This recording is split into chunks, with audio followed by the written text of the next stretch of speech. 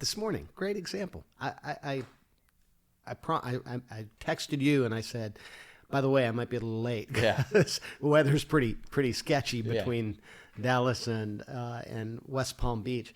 And I get in the airplane, everything's great, pre-flight, ready to go, loaded up, and they cleared me for West Palm, and they said, oh, by the way, don't start your engines for 6 hours. Like 6 hours, 6-hour ground delay.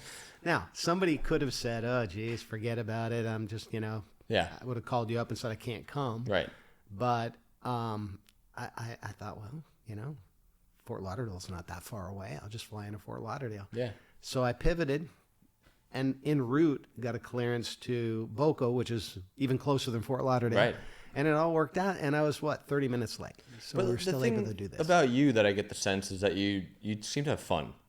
Like, and I don't know you too well yet, but you seem to be having fun with the things you do, with the divergence into another airport, with, having this conversation. A lot of people would be like, oh, crap. And they would just shut it down. And actually, a lot of very successful people that I've met have that quality for the most part. I got to spend some time with Richard Branson, which he was always an idol of mine. Yeah. And I don't think there's anyone in the world that has more fun than him that I've met. It's true.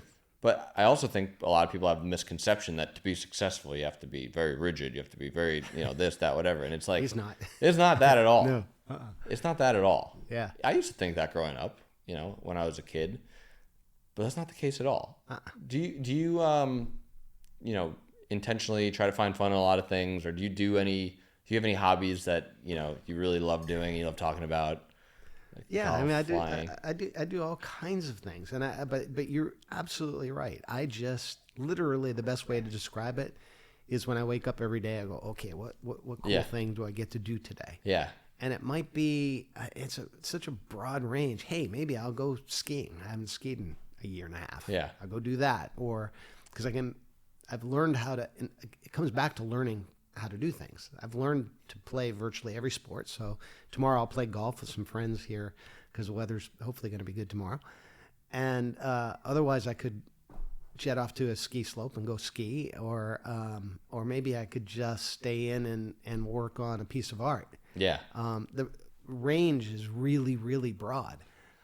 But that's what's cool about living a life where you learn how to do so many things that you can pivot. Oh, the weather's bad here, I'll just go do that. Right.